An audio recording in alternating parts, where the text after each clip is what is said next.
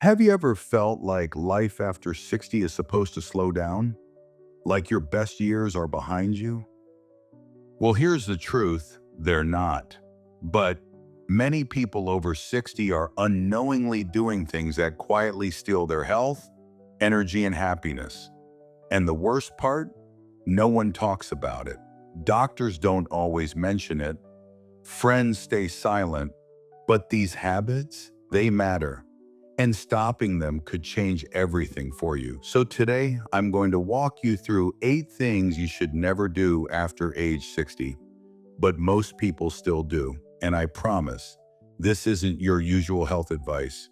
We're going deep. Let's start. Chapter 1, stop saying it's just part of getting older. There's a quiet, dangerous phrase that so many people over 60 say without even thinking twice. Maybe you've said it yourself. It's just part of getting older. 3 little words, but they can do so much damage. You wake up feeling stiff in the morning. Oh, well, just part of getting older. Your memory feels a little fuzzy, or you forget where you placed your keys. It's just age catching up to me. You're tired more often, your joints hurt, or you feel down for no reason. Most people shrug and say, this is just how it is now. But here's the truth, not everything that happens to your body after 60 is just aging. And when we blame everything on getting older, we stop looking for real answers.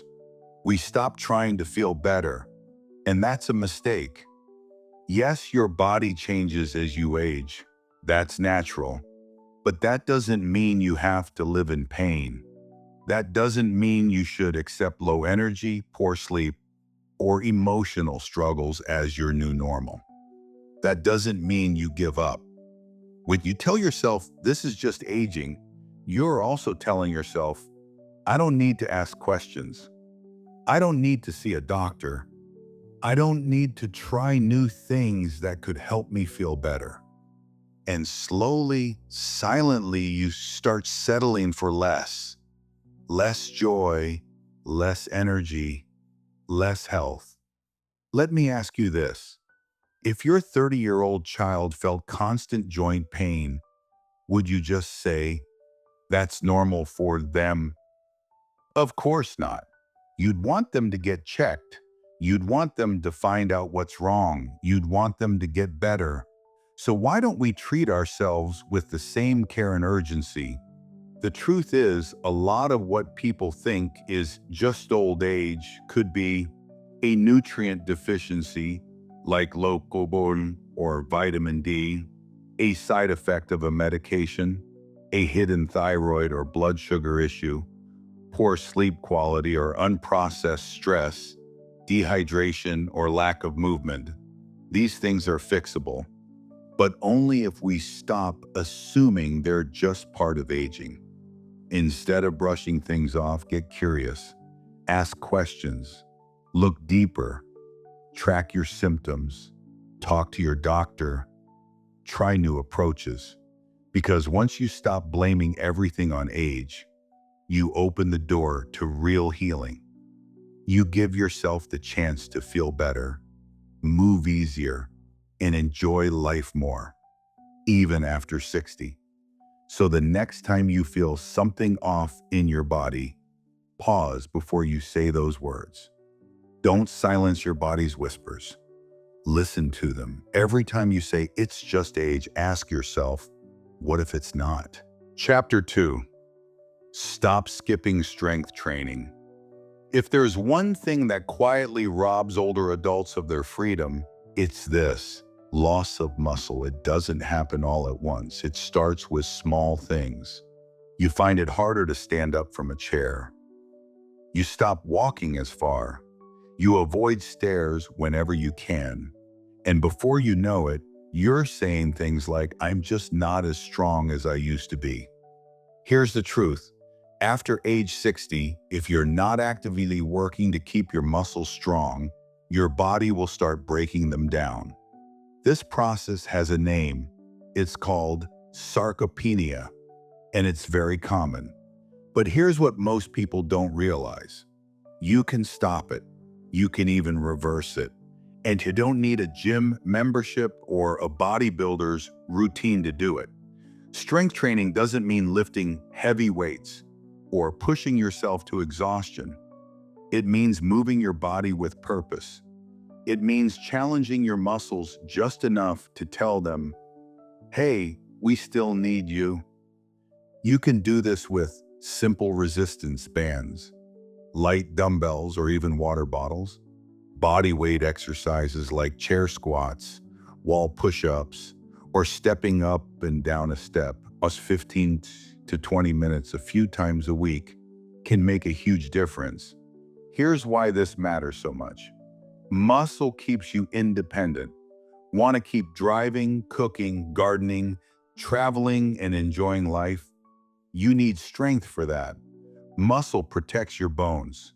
When you build muscle, your bones respond by staying stronger. This lowers your risk of fractures and falls. Muscle helps control your weight. Muscle burns more calories and fat, even when you're resting. The more you have, the easier it is to maintain a healthy weight. Muscle is linked to better brain health. Studies show that regular strength training can improve memory, mood, and even help fight depression. The problem is most people over 60 stop using their muscles, and so the body starts letting them go. But it's never too late to turn things around, even if you've never exercised before, even if you've been inactive for years, even if you have joint pain or stiffness. Start small. Do what you can. A few squats while holding onto the kitchen counter, lifting soup cans a few times a day, climbing stairs with intention. Little actions done consistently build big results over time. So if you want to stay strong, steady, and self-reliant in your 60s, 70s, and beyond, don't skip strength training, because if you don't use it, you will lose it. If you don't use your strength now, you may lose your freedom later. Chapter 3. Stop ignoring your sleep problems. Sleep after 60 can feel like a mystery. You go to bed early but wake up at 3 a.m. You feel sleepy during the day, but wide awake at night. You toss and turn. And eventually you start to believe this is just how it is now. But poor sleep is not something to ignore, especially in your later years. Why? Because sleep is the time your body and brain do all their repair work. It's when your immune system resets. It's when your heart rate slows down and your blood pressure regulates. It's when your brain clears out toxins linked to memory loss and Alzheimer's. So when you're not sleeping well, everything else begins to suffer too. Poor sleep can lead to weaker immune function, memory problems, mood swings or depression, higher risk of heart disease, weight gain, and more frequent falls or accidents. Many older adults chalk their bad sleep up to aging, but in many cases it's caused by things that can be changed.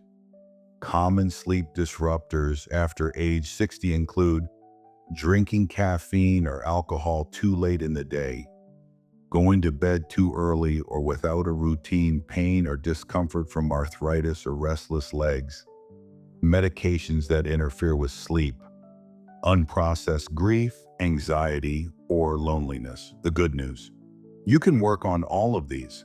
Start by creating a bedtime routine. Go to bed and wake up at the same time every day. Yes, even on weekends. Keep your bedroom cool, dark, and quiet. Avoid screens an hour before bed.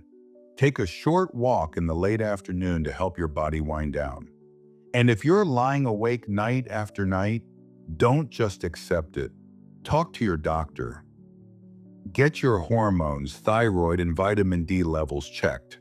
Consider therapy if your mind is racing with worry. Sometimes even gentle changes, like a weighted blanket or magnesium supplement, can make a big difference. Your sleep is not a luxury. It's a lifeline. So stop pushing through exhaustion.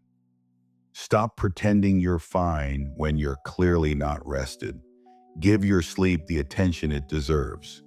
Poor sleep in old age is common, ititan, but it is not normal, and it's never too late to fix it.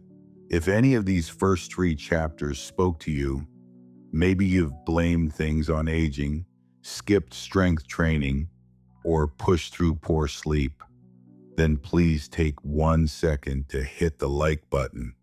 It helps us reach more people who need this message. And leave a comment. Which of these have you been doing without even realizing it? Your story might help someone else feel less alone. Chapter 4. Stop letting loneliness creep in. There's a kind of pain that doesn't show up on scans or blood tests, but it's just as dangerous and sometimes even more deadly. It's the pain of loneliness. After 60, it becomes easier than ever to slip into quiet isolation. Kids grow up and move away. Friends retire, move, or pass on. Our routines shrink.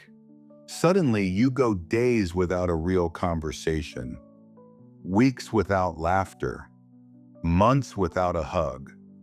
You might not even notice it at first, but loneliness can quietly take a toll on your health in ways that are just as serious as smoking or obesity. Here's what the research shows. Loneliness increases your risk of dementia by 50%. It raises the risk of heart disease and stroke. It weakens your immune system. It leads to depression, anxiety, and sleep problems. And yes, it even shortens lifespan. But here's the most painful part. Most people don't talk about it. They smile in public. They say, "I'm fine," but deep down they feel invisible. If you've been feeling this way, know that you are not alone. And more importantly, there are ways to heal. Start by reconnecting with small things. Call a friend just to chat. Join a local class or group, even if it feels awkward at first. Volunteer somewhere close to your heart. Get outside, even just for a walk where you can wave at your neighbors. If mobility is an issue, look for phone-based or online support groups. There are also senior centers, churches, libraries, and organizations that want to help you feel connected. Human connection is not just a nice to have, it's medicine. Your brain is wired for it. Your heart beats stronger when you feel seen and cared for. And your life, no matter your age, becomes more vibrant with people in it.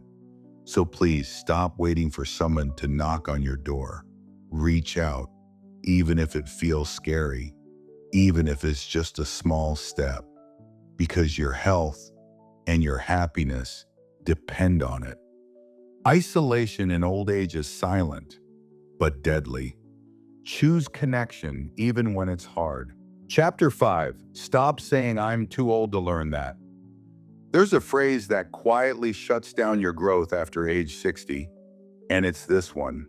I'm too old for that. Too old to learn something new. Too old to try a different routine. Too old to understand technology or start a hobby or take a class. But here's the truth, your brain doesn't stop learning at 60 or 70 or even 90.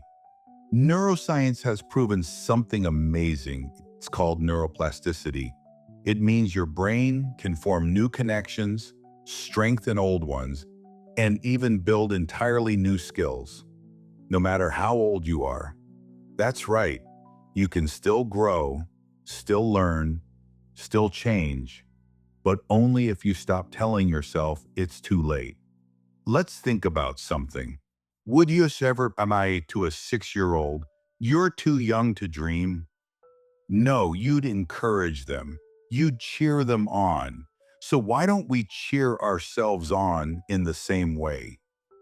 You're not too old to learn to play the piano, speak a new language, use a smartphone or a laptop, take online courses.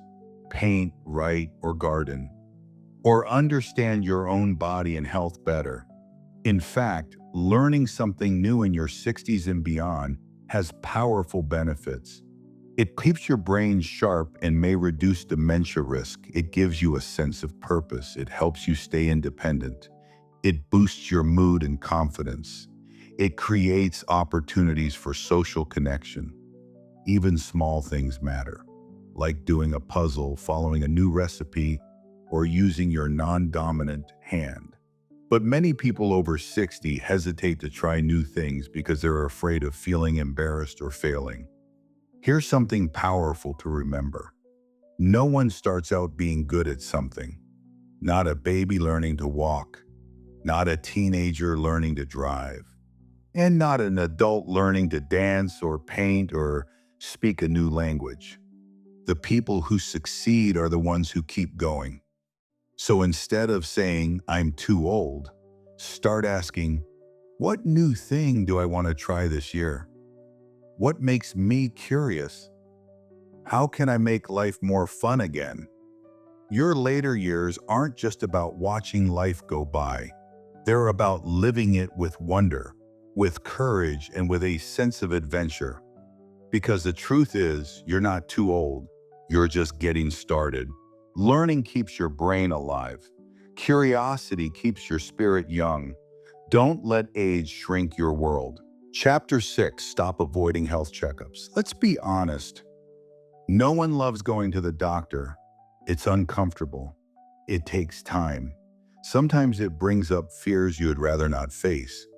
But after 60, avoiding your health checkups becomes more than just a bad habit. It becomes a real danger. You see, many serious health problems in older adults start silently.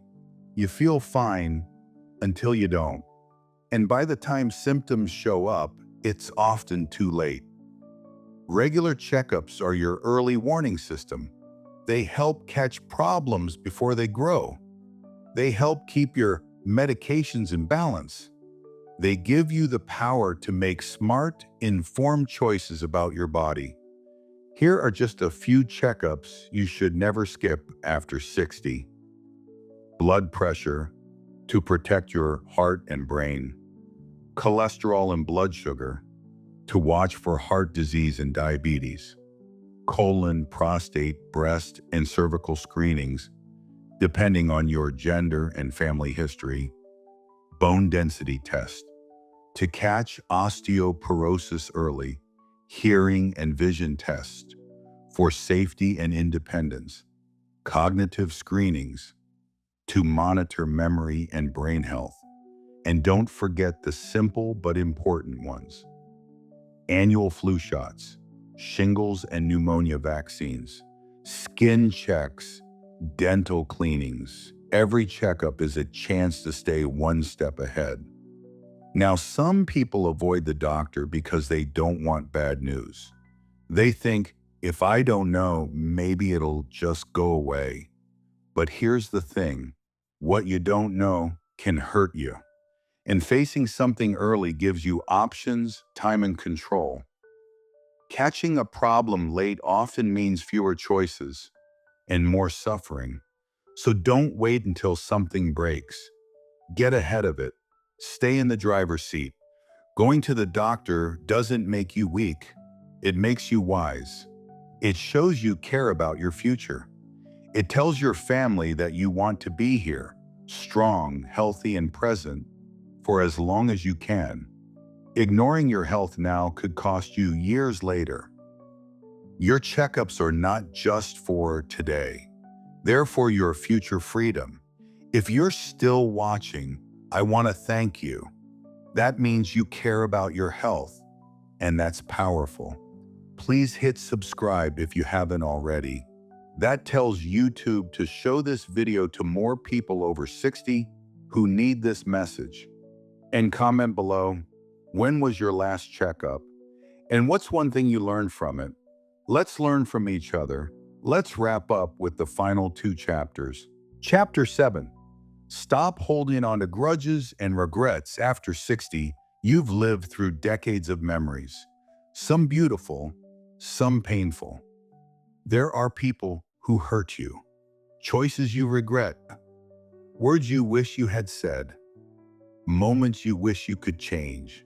And it's easy to carry those feelings, bitterness, shame, disappointment, like quiet stones in your heart.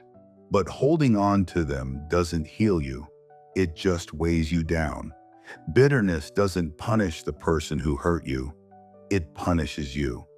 Regret doesn't change the past. It steals your peace today. And shame doesn't make you better. It keeps you stuck. The older you get, the more important it becomes to make peace with your past. To forgive, not because someone deserves it, but because you deserve to be free. Forgiveness doesn't mean forgetting. It doesn't mean pretending things didn't happen. It means you're choosing to stop letting them poison your present. Let go of that old grudge. Let go of the guilt that's been sitting in your stomach for 20 years. Let go of the voice that keeps saying, you should have done better. You were doing the best you could with the knowledge and strength you had at the time. You've grown since then. You've learned. And now it's time to give yourself the same kindness you'd give a dear friend. You deserve peace. You deserve joy. You deserve to live the rest of your life light, not heavy. So write that letter, make that phone call, say the words, even if only to yourself. I release this. I choose peace now. Don't let your past steal your present. Let go so you can live. Chapter 8. Stop living without joy. After 60, a lot of people fall into a quiet routine. Wake up, eat, watch TV, sleep, repeat. They stop chasing joy. They stop laughing like they used to. They stop doing things just because they love them. But life isn't meant to be lived on autopilot. You are not too old to feel excited. You are not too old to dance in the kitchen, to laugh until your belly hurts, to feel the sun on your face and say, this feels good. Joy is not a luxury. It's not something only young people get to have. It's a vital part of being fully alive. So do something this week that lights you up, even a little. Play your favorite song from your 20s and dance. Go outside and smell the fresh air. Bake your favorite dessert. Watch a movie that makes you laugh. Tell someone you love them. Find those tiny moments. Hold on to them. Because the truth is, life doesn't stop being beautiful after 60. It just asks you to look a little closer, to be a little braver, to say, yes, I still choose joy. Don't just survive after 60. Choose to feel alive. It's not too late. You still have so much life ahead. If you've made it to the end of this video, I want to tell you something very important. You are not broken. You are not too old, Pete. You are not done growing. You've been through so much in your life. You've loved, you've lost, you've survived things most people don't even know about. And yet, here you are, still learning, still training. That means something. So if any part of this video made you pause, if you saw a habit in yourself that you know you need to change, please don't walk away from it. Don't brush it off. Change isn't about being perfect. It's about making one better choice today and then another tomorrow. It's about giving yourself permission to live, really live, at every age. Because life after 60 isn't the end. It's a whole new chapter. And how that chapter goes is up to you.